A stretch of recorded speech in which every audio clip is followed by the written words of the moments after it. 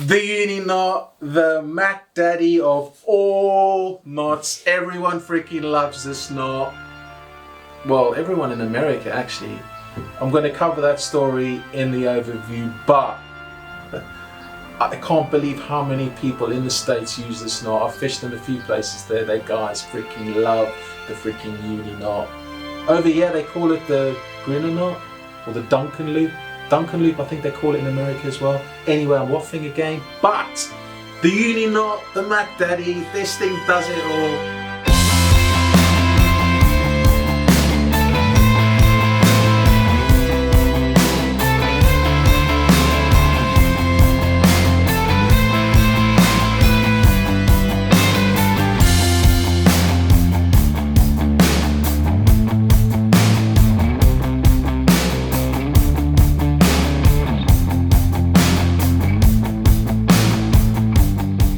Hi all, Warren here from Toit Fishing. We're going to be looking at the Uni Knot today, or the unabbreviated Universal Knot. This is a great all-round knot that has certainly stood the test of time. There's a similar knot with 3 wraps in the Ashley Book of Knots with a reference taken back from an encyclopedia, I know it's boring, 1762. So yes, you're right, it's been around for freaking ages. Are you rolling? Brilliant. It's helpful. Line, knot descriptions, different parts to a knot. Tag end, this is the bit we normally tie the knot with. The standing end, which is the remainder of the line running up to the fishing rod tip, and the reel or your hand line if you're using a hand line. A wrap or a turn is a full 360-degree loop. Always watch your first wrap and make sure it's fully round, because those are the ones that you normally do a half or even less than that. Sometimes people count 1 or 2 and they've only actually done 1 wrap. And cinch, most important bit, when you've tied your knot and you've wetted it and you're pulling it down, cinch it down real hard, really important. And that's it. 4 things to remember, nice and easy. Tag, standing end, cinch, wrap and turn, job done. Okay, let's pull back time on this Mac Daddy and see what everyone's raving about. Take the tag end, put it through the eye of the hook, pull through about 10 inches, then compress the 2 lines together gently and hold it between your left thumb and index finger. Then take the tag end and cross it over, forming a loop, and grab the tag end with these same 2 fingers by just tucking it in. This loop will form under the standing end. At this stage you will notice the shape looks similar to a number 6. Ensure the 2 center lines are close to each other. Now, in a clockwise direction, begin to wrap around these 2 lines 3 times for now. Do this by using your thumb, middle finger and index finger on your right hand. You can tuck your thumb in the larger loop also to help grab the line.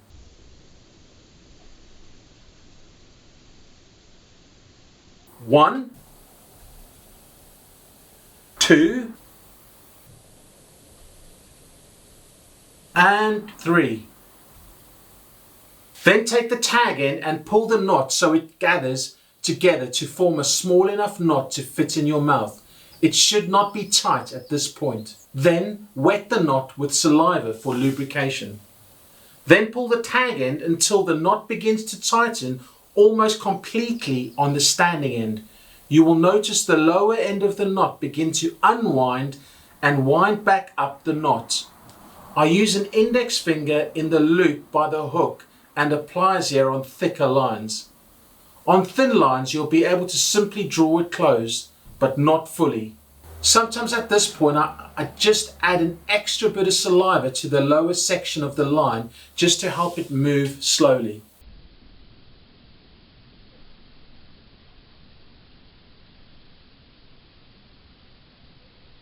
Then, once it's pulled down tight, just double check the tag end with a pull also. Then take a scissors and cut off the tag end. You need to leave about 1/8 of an inch or 3 millimeters to this tag length.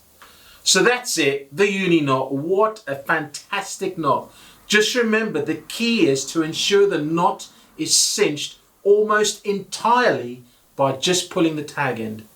Now, look, the last few stages you may improve on or do slightly quicker as you get familiar with this knot. But the most important thing is to use the tag to pull the majority of the knot closed and also wet the knot. So one of the major observations of this knot we observed in the final stages of the knot is this knot is a type of slip knot, which is a category of knots that has benefits to it and creates another dynamic to the knot that improves its integrity during use. So these forms of knots which use this technique have the ability to continually tighten down throughout their life while at the end of your fishing line. This is rather an important feature, one which I know is at the root of the success of this knot.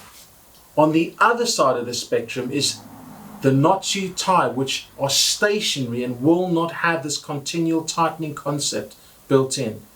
It'll be interesting to see how these stationary knots fare against the slip type knots as we test more and more knots. Use this knot on your monofilament and fluorocarbon lines where I'd recommend 3 to 4 wraps at the most. However, there are a lot of these super slick coated 8 and 6 core braided lines that will slip. So like I always say, just add a wrap if it's slipping when you test. It's going to be up to each of us to ensure that we know the knot limitations for all our different types and thicknesses of lines. Now it's your turn. Give it a go. Practice makes perfect. Join us for the overview video as we want to dig in a little deeper into this knot and look at a few different concepts. You will have seen and noticed a lot of variations to this knot visually, where there are some who have the loop on the outside wrapping around the knot and some who almost have this as a straight line. This is the variation you get within the knot when you tighten it. Join us in the Monster Knot Shakedown where we will discuss the topic a lot more. It'll determine whether you've had success or failure with this knot. Hope you enjoyed the tutorial. Thank you for watching. Your support would be most welcome. Hope you learnt a bit or even got encouraged to tie a better knot. Until next time, I'm Warren, that's Jasper. Like, subscribe, get on our website. Thanks for your time this evening.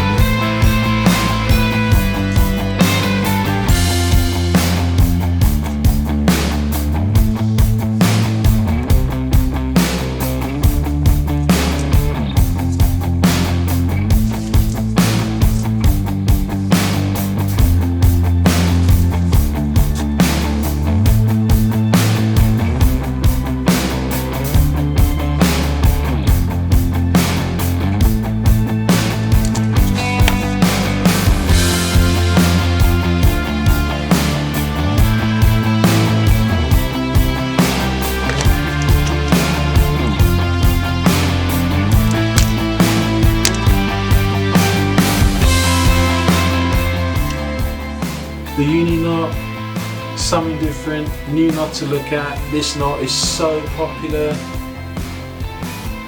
Not sure why really. If you're a South African, it's 10 to the... It's a funny thing that. If you're a South African, you might have gone with a clinch and they improved.